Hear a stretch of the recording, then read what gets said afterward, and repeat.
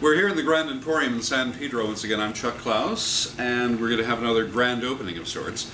Back in the day, there were a lot of these around. This is a wrapped set of 78 RPM recordings.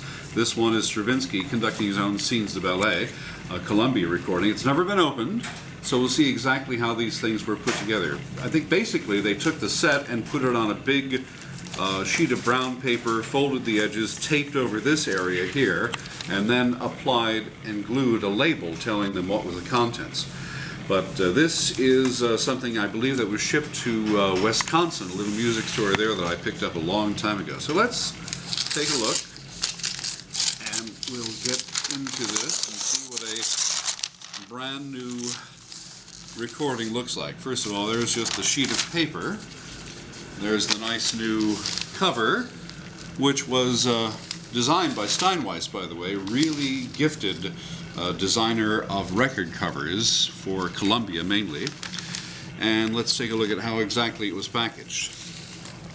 There's the tape that holds the front cover to the inner section. These were always put together with a couple of sheets of cardboard to kind of protect them from bumps. And if you notice here, here's something you don't see very often at all. This was a cardboard surround that made a kind of complete box of it and protected the records even more during shipment. And of course, here is a brand new 78 recording that has never been opened and never been played since probably the early 1940s, when Stravinsky was recording this with the Philharmonic Symphony Orchestra of New York, as the New York Philharmonic used to be called. And by the way, if you see any of these, you'll probably see them in their opened form.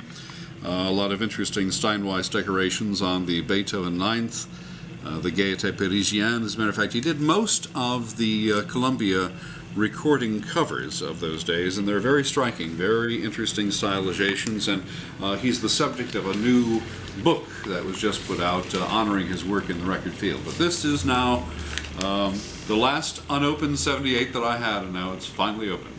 We'll give it a play sometime later on.